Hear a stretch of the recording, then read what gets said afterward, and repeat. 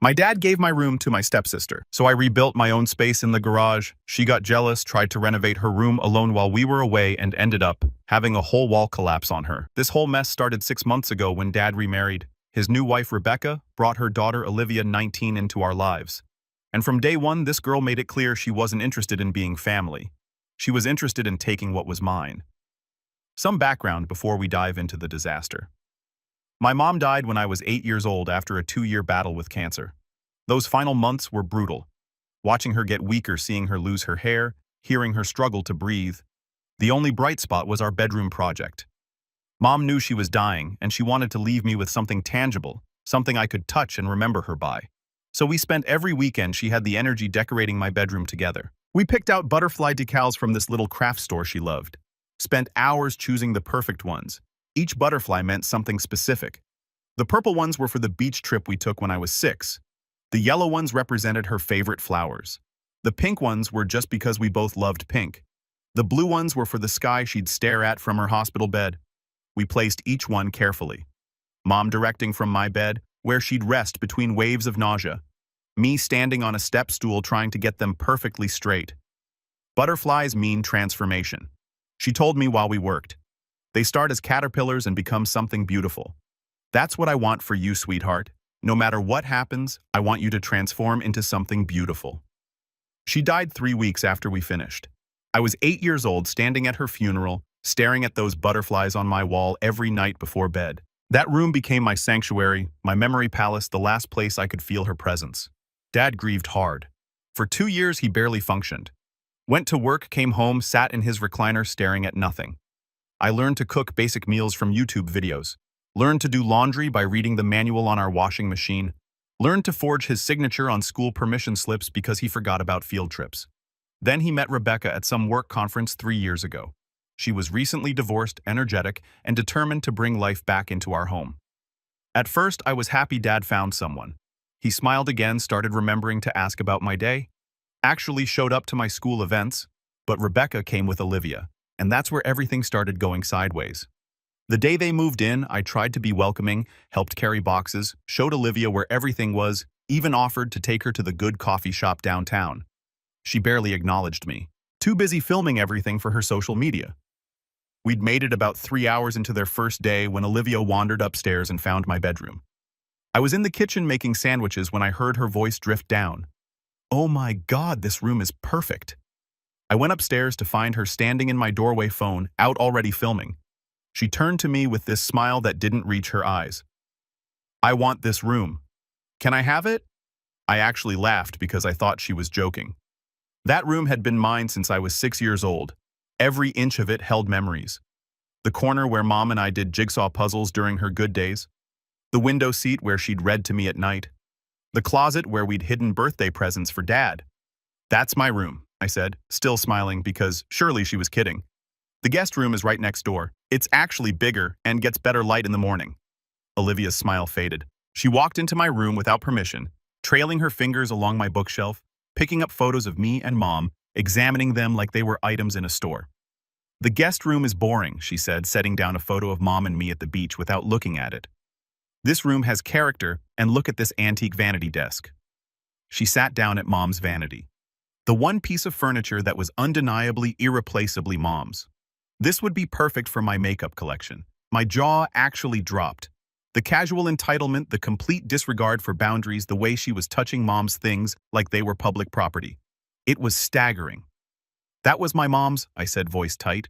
She used that vanity every morning. That's not going anywhere. Olivia examined her reflection in the mirror, completely ignoring what I just said. She pulled out her phone and took a selfie, then turned to me with that fake smile again. I know this is your room now, but I really think it would work better for me. The guest room has barely any closet space, and I have a lot of clothes. Plus, butterflies and pink are literally my favorite things. It's like this room was meant for me. It was meant for me and my mom. I replied, anger starting to bubble up. We decorated it together before she died. Those butterflies, we placed every single one. That pink, we spent a whole day finding the exact right shade. This room stays exactly as it is. Olivia's face shifted then from fake sweetness to something colder. She stood up from the vanity and walked past me into the hallway. Daddy, she called down the stairs, voice suddenly small and sad. Can you come here for a second? Dad came up the stairs with Rebecca right behind him. Olivia immediately launched into her pitch voice, dripping with this performative sadness. I don't want to cause problems, but the guest room is really small and dark. This room has so much more space and natural light. And look, butterflies and pink are my absolute favorite things. It feels like fate, you know. She turned to Dad with wide eyes. I just thought maybe as a welcome gift to your new family, I could have this room. It would make me feel like I really belong here. I looked at Dad, fully expecting him to shut this down immediately. My mom's room, my memories, the butterflies we'd placed together during the last good months of her life. Surely he understood what that space meant. I looked at Dad, fully expecting him to shut this down immediately. My mom's room, my memories. Surely he understood what that space meant. Instead, Dad walked over and put his hand on my shoulder. Would you mind giving up your room for your new sister? She really wants it. And I was thinking, what if I gave you the garage instead? You could decorate it however you want. Bring Mom's stuff down there. Make it your own space. The garage was roughly 3 times the size of my bedroom. It was on the ground floor, completely separated from the main house, and had this huge potential I'd never considered. Plus, the thought of having my own private space away from Olivia's energy sounded pretty good in that moment. Deal, I said, hugging Dad. Olivia actually giggled when she realized she'd gotten my room.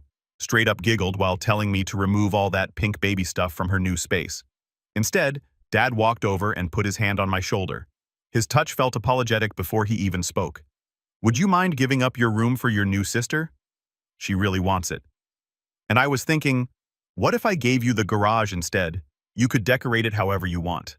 Bring Mom's stuff down there. Make it your own space. It's actually 3 times the size of your current room. I stared at him, trying to process what he was asking. Give up Mom's room. The butterflies, the memories, the last physical space where I could still feel her presence. But then I looked at the garage in my mind. It was huge. Probably 600 square feet of completely unused space, currently filled with Dad's old golf clubs and boxes of junk we'd never need, ground floor separated from the main house, completely private. If I had to lose Mom's room, at least I could create something new, something that was entirely mine. Dad nodded quickly, clearly relieved. I wasn't fighting harder. Absolutely, I'll help with the structural stuff. Windows, electrical, anything you need, but the design is all yours. Rebecca beamed like this was some beautiful family compromise. Instead of me being manipulated into giving up my dead mother's room, Olivia tried to hide her smile but couldn't quite manage it. Deal, I finally said, hugging Dad. Not because I was happy, but because I needed that physical connection to remember he was still my dad, even when he was choosing his new wife's daughter over his own child's grief. Olivia actually giggled, this high-pitched, victorious sound that made my skin crawl. Thank you so much. I promise I'll take such good care of it. And you should probably remove all that baby pink stuff anyway. Time for both of us to grow up, right? I went to my room, my former room, and carefully removed every butterfly decal. Each one felt like peeling away a piece of Mom. The purple beach butterflies, the yellow flower ones, the pink ones. Just because we loved pink, the blue sky ones. I placed them all in a shoebox wrapped in tissue paper, sacred relics from a different lifetime. Olivia moved in immediately, treating the space like it had always been hers. She didn't ask about the butterflies or the pink paint or Mom's vanity, just started rearranging furniture to fit her aesthetic. That summer became my renovation project. I threw myself into transforming that garage with an intensity that surprised even me. Every day after my shift at the coffee shop where I worked, I'd spend hours in that space working until my hands were covered in paint and my muscles ached. First step was clearing out 20 years of accumulated junk. Dad's golf clubs that he hadn't touched since Mom died. Boxes of old tax documents that should have been shredded years ago. Broken lawn equipment that nobody bothered fixing. Christmas decorations from the 90s. I hauled it all to the dump or donation center, making trip after trip in Dad's truck. Once the space was empty, I could see its potential. The bones were good. Concrete floor, exposed rafters, decent height, and 2 walls with street-facing exposure where I could add windows. I spent a week watching YouTube videos about garage conversions, taking notes, making lists, and pricing materials. My budget was tight. $2,000 saved from a year of coffee shop wages. Had to get creative? Shop sales hunt for deals on Facebook Marketplace. But I was determined to make this work. Started with the floor. Concrete was too cold and industrial, so I bought clearance laminate flooring that looked like weathered wood. Watched installation videos until I could do it in my sleep. Then spent 3 back-breaking days on my hands and knees measuring cutting-clicking pieces together. My back screamed by day 2, but seeing that floor come together was addictive. Next came paint. Dad helped me install proper drywall over the garage walls, his one real contribution to the project.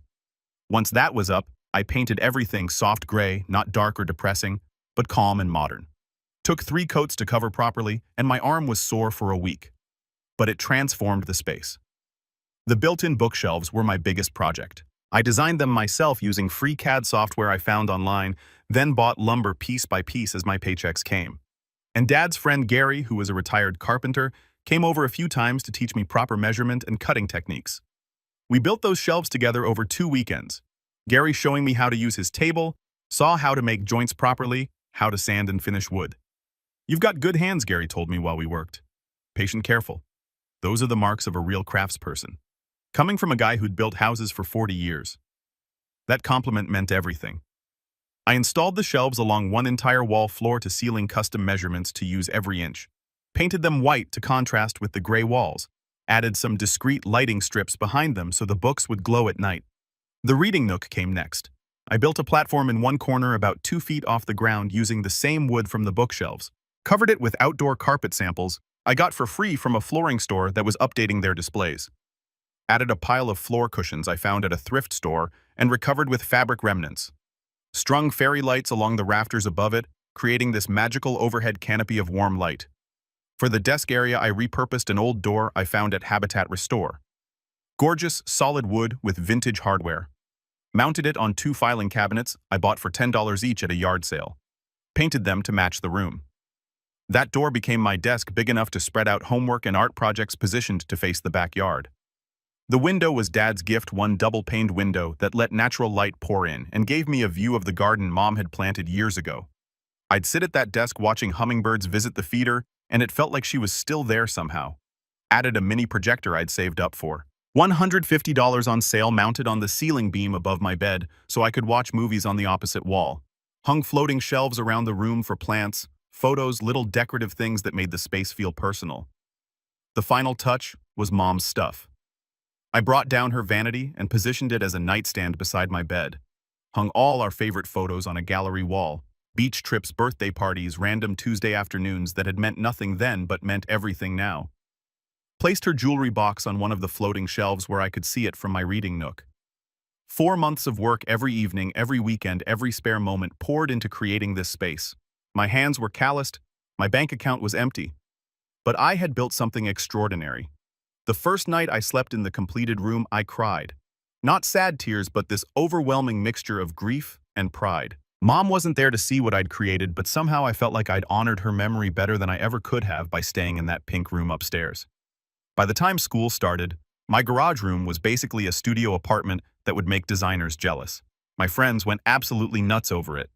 The first time I had people over, my best friend Jamie walked in and literally stopped in her tracks. "Are you kidding me right now? This is what you built by yourself." Word spread fast. People from school I barely knew were messaging me asking if they could see the legendary garage bedroom everyone kept posting about. Every weekend became an open house situation. Friends bringing friends, everyone taking photos, posting them online with captions about how this was their dream room. The reading nook became the official hangout spot. We'd pile in there with snacks and music, fairy lights glowing overhead, just existing in this space I'd created from nothing. Kids from the art program started asking if they could sketch the room for their portfolio projects. The photography class wanted to use it as a location for their year-end exhibition. I won't lie, I was proud. For the first time since Mom died, I'd created something that was entirely mine, something beautiful that made people happy. The compliments felt validating after years of being the quiet kid nobody noticed.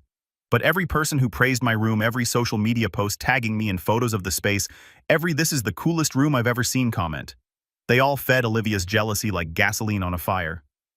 I didn't realize how bad it had gotten until I came home one afternoon and found her standing in my garage doorway, arms crossed, face twisted with anger. She'd let herself in even though I'd asked her to text before coming to my space. "Having another party tonight?" she asked, voice dripping with sarcasm. "Just Jamie coming over to study," I replied, setting down my backpack. "Of course, everyone always wants to come to your perfect little studio. Nobody asked to hang out in my room anymore." She gestured around like the space personally offended her. "You've made me look bad in front of all our friends." How did I make you look bad? I just decorated a room. You showed off, she snapped. You made sure everyone knew how talented and creative you are, how you could build something amazing while I'm just stuck with a regular bedroom. That's when I realized we were playing completely different games. I'd built the garage room as a healing project, a way to process grief and create something positive. Olivia saw it as competition she'd already lost. The next week, Olivia stormed into Dad and Rebecca's bedroom while I was downstairs doing homework. Her voice carried through the whole house, shrill and accusatory.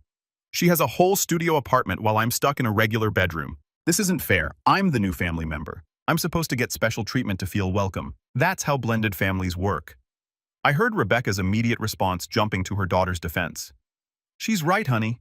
We talked about making Olivia feel included. Maybe we should let her have the garage after all the work is done. The pink room is perfectly nice for her. My stomach dropped. After 4 months of work, after $2,000 of my own money, after every hour I'd poured into that space, they were considering giving it to Olivia. But Dad held firm for once. She spent her own money decorating that space. Worked on it every single day for months. The garage is hers now.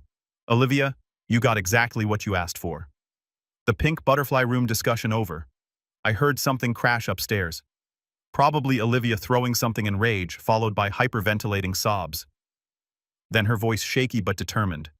Fine, keep your stupid garage. I don't need it. For 2 weeks there was peace. Tense, uncomfortable peace, but peace nonetheless. Then Olivia launched her renovation campaign. She started spending every weekend at home improvement stores, with Rebecca returning with cartloads of expensive upgrades. Professional LED strip lights that cost $200 and synced to music custom shelving that needed professional installation. A built-in vanity that required a contractor to reconfigure her closet space. Dad's credit card took a beating. Every weekend brought new charges. $300 for smart lighting, $450 for the vanity installation, $200 for decorative wall panels, $175 for a custom mirror. The pink room became Olivia's obsession. Her project, her statement that she could create something equally impressive. But the more she upgraded, the less satisfied she became. The LED lights were cool until she realized my fairy lights were more Instagram-friendly. The built-in vanity was impressive until someone mentioned that mine was an actual antique with history. The smart lighting was high-tech until people pointed out that manual fairy lights had more charm. She'd drag visitors upstairs to show off her renovations, practically forcing them to admire each detail. See the lighting system. It cost $200. And this vanity custom built the mirror alone was $175. Then those same people would inevitably ask, can we see the garage room everyone's been talking about? And Olivia's face would go dark with rage. She'd make excuses. I was probably studying. The garage was messy. It's not that special anyway. But the damage was done. Her expensive upgrades couldn't compete with something built by hand with love and creativity. The breaking point came when her best friend Caitlin posted side-by-side photos on Instagram. Olivia's pink room next to my garage room with a caption, both amazing, but there's something special about spaces you build yourself. Olivia lost it, accused Caitlin of betraying her, blocked her on every social platform, and spent 3 days refusing to come out of her room. When she finally emerged, something had shifted. She wasn't just jealous anymore. She was planning something. I noticed her measuring the wall between her room and the guest room. Saw her Googling things on her phone when she thought nobody was watching. Caught her staring at that wall with this calculating expression that made my skin crawl. But I didn't say anything. Didn't think she'd actually do anything crazy. That was my first mistake. Then came the weekend that changed everything forever. My cousin Brett was graduating from State University, first person in our family to get a degree. His parents planned this whole celebration weekend 2 hours north. Big ceremony dinner at a nice restaurant, the works. Everyone was expected to attend the Friday before we were supposed to leave. Olivia started complaining about feeling sick, woke up claiming headache, nausea, general malaise. Rebecca immediately went into overprotective mother mode, taking her temperature, bringing her tea, suggesting maybe she should stay home and rest. You guys should still go, Olivia said weakly from her bed, face buried in pillows. I don't want to ruin Brett's big day. I'll just stay here and sleep. Rebecca looked torn. Dad checked his watch impatiently. We needed to leave in an hour to make the ceremony on time. I stood in the doorway watching Olivia's performance. This nagging feeling in my gut that something was off. She'd been measuring that wall all week, Googling construction terms on her phone, acting strange and secretive. Maybe someone should stay with her, I suggested. She seems pretty sick. I'm fine, Olivia insisted quickly. It's just a headache. I don't need a babysitter. Go celebrate Brett's graduation. Rebecca checked her temperature one more time. Perfectly normal, then reluctantly agreed. Call me if you need anything, sweetheart. Anything at all. We left around 9:30 a.m. I watched Olivia through the living room window as we pulled away. She was standing there in her pajamas waving goodbye, looking healthy as ever. The moment our car turned the corner, she disappeared from the window. According to what we pieced together later from security footage and neighbor testimony, Olivia waited exactly 5 minutes to make sure we weren't coming back. Then she went straight to Dad's tool shed in the backyard. She found the 16-pound sledgehammer Dad used for concrete demolition projects, this massive tool designed for breaking through solid materials. She had been planning this for at least a week, probably longer. The Google searches on her phone told the whole story. How to remove wall between two rooms. DIY wall removal. Combining bedrooms to make suite. Can you knock down walls yourself? What happens if you remove the support beam? And most damning of all, will home insurance cover accidental structural damage? She'd convinced herself the insurance would cover any damage. And once the wall was down, Dad would have no choice but to give her the massive suite she deserved. Olivia dragged that sledgehammer upstairs and positioned herself in front of the wall between the pink bedroom and guest room. She'd cleared furniture away, laid down drop cloths like she'd seen in renovation videos. What she didn't know was that wall was load-bearing a structural component supporting the entire ceiling. Remove it without proper support, and everything above would collapse. At 10:15 a.m., Olivia swung that sledgehammer. 4 swings total, breaking through drywall and studs. The wall came down easily, crumbling into white powder and pink paint exactly like she'd planned. For maybe 4 seconds, everything worked perfectly. Then physics took over. Without the wall providing support, the major ceiling joist began to shift. The weight of the roof, plus the second-floor flooring, plus all the furniture in the rooms above, suddenly had no support structure. The beam started to crack with sounds the neighbors later described as like lightning striking the house. Mrs. Patterson from next door was gardening when she heard it. I thought a car had crashed into their house. Just this enormous cracking sound, then another, then this rumbling that made my windows rattle.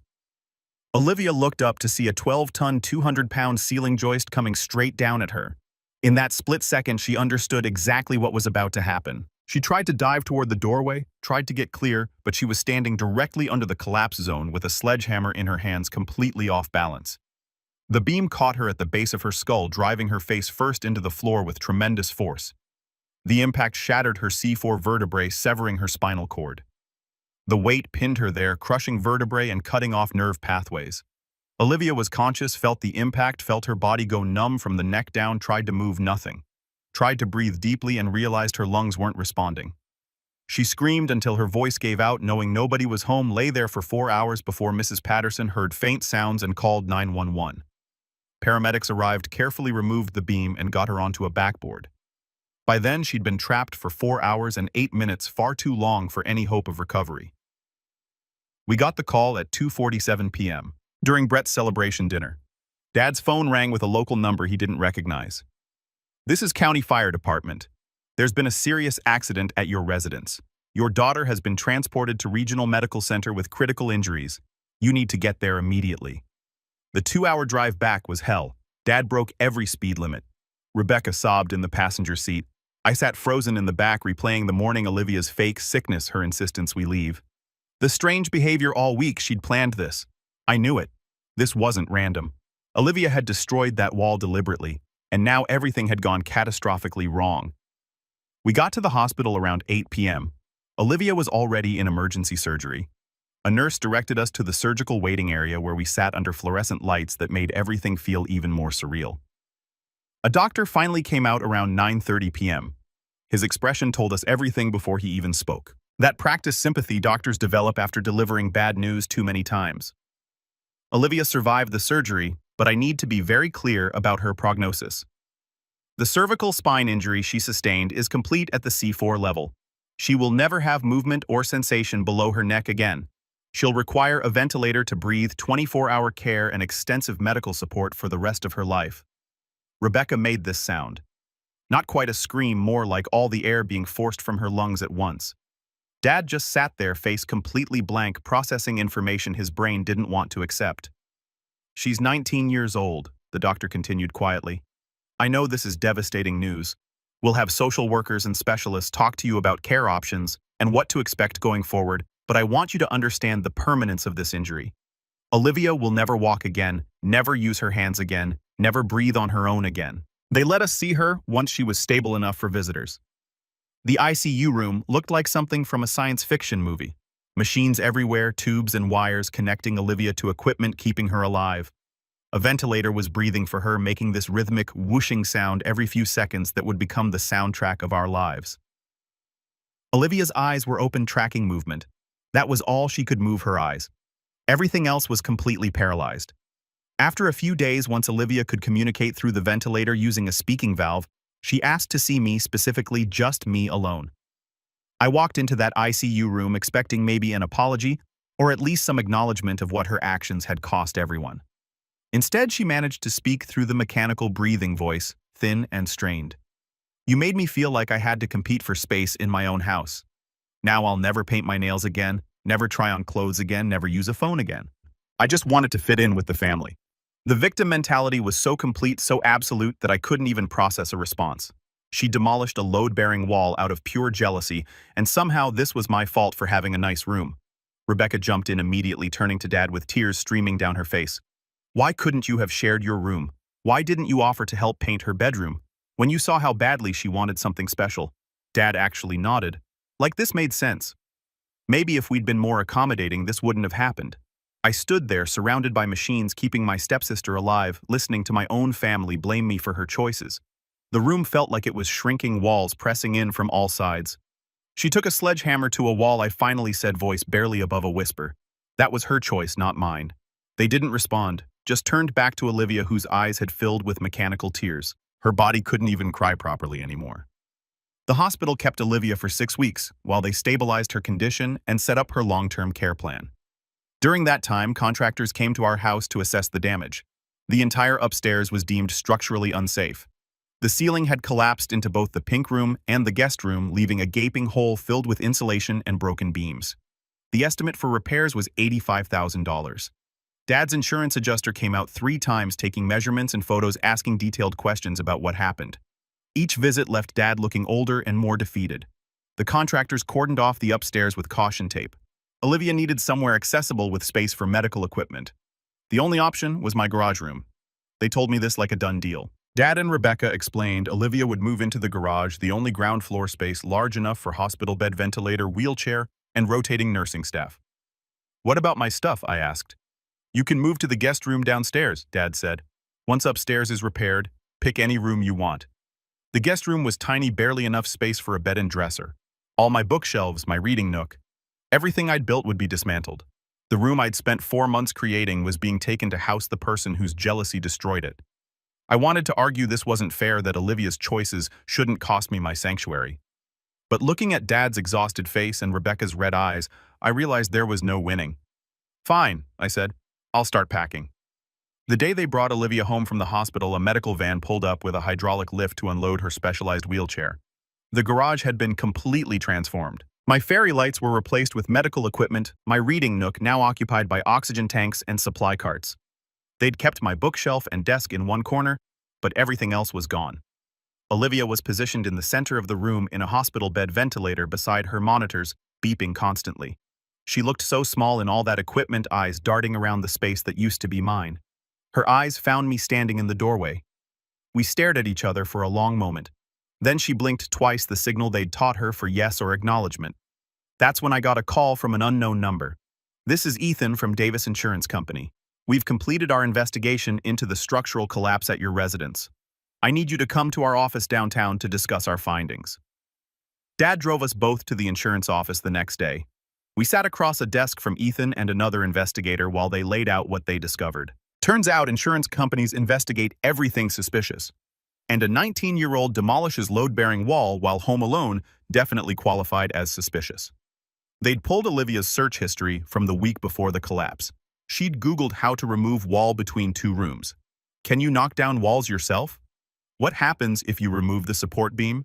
And most damning of all, will insurance cover accidental home damage? Olivia hadn't just made a reckless mistake. She'd planned this, researched it, knew it was dangerous, but convinced herself the insurance would cover any problems. Due to the intentional nature of the demolition and the code violations involved, Ethan explained, reading from a document, "We're denying the structural damage claim. However, we are providing an $18,000 stipend for adaptive equipment to help with Miss Olivia's care needs." Dad's face went white. $85,000 in repairs that we have to pay ourselves. That's correct. The damage was caused by intentional demolition without permits or professional guidance. That's specifically excluded from your policy coverage. Rebecca started crying quietly. Dad just stared at the papers in front of him like they were written in a foreign language. We drove home in complete silence. Dad went straight to his office and started making calls.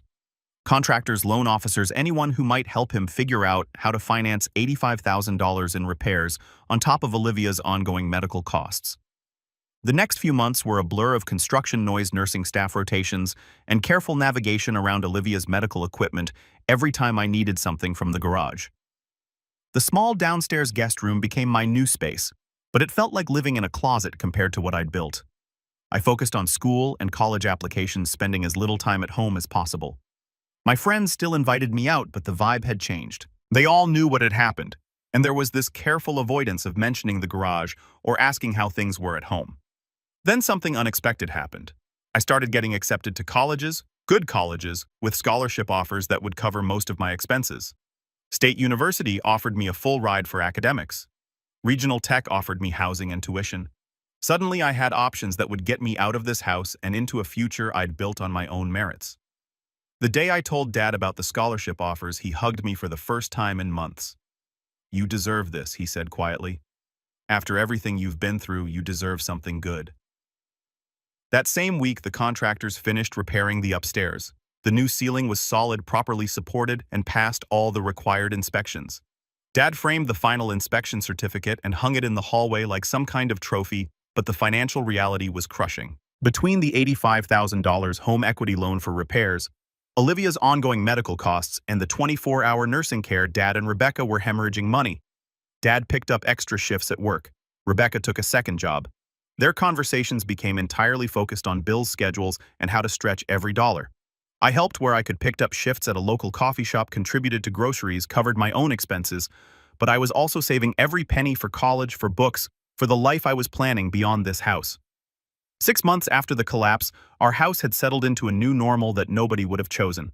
But everyone had to accept Olivia lived in the garage with round-the-clock nursing care.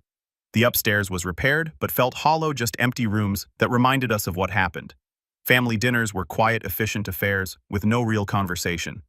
And me, I was counting down the days until college started. The week before I left for State University, I went into the garage one last time to get some books I'd left on my old shelf. Olivia was awake, watching me through her eye-tracking tablet. I walked over to her bed and said what I'd been holding back for months. "I'm sorry you felt invisible in this family, but what happened wasn't my fault. You made your own choices with that sledgehammer, and I can't take responsibility for them. I'll help out when I can because you're family now, but I'm also building my own life, and I'm not going to feel guilty about that." Her eyes blinked twice. "Yes, understanding. I hope you find peace with what happened," I continued, "because I've already found mine." I grabbed my books, walked out of that garage, and didn't look back. Now I'm living in a dorm room decorated exactly how I want it. My roommate and I hung fairy lights across our ceiling, built a reading nook with pillows we found at a thrift store, and covered our walls with photos of people in places we love. It's not as big as the garage was, but it's mine. My friends from home still text me pictures of their rooms asking for decorating advice. I still help them brainstorm layouts and color schemes. And every single time, I'm reminded that the space I create is valuable, not because it makes other people jealous, but because it makes me happy. Last week, Dad sent me a photo. They'd painted the upstairs bedrooms and were renting them out to college students to help cover Olivia's medical expenses. The extra income was helping them get back on their feet financially. Rebecca had started working with a support group for parents of paralyzed children, and Dad joined a caregiver support network they were adapting, learning to live with the consequences of that day. And Olivia, according to Dad's updates, she's working with an adaptive technology specialist to learn graphic design using her eye-tracking computer. Turns out, she's actually pretty talented when she channels that competitive energy into something productive instead of destructive. Do I feel bad about what happened to her? Of course. Nobody deserves what she's going through, regardless of the choices they made. But do I take responsibility for it? Absolutely not.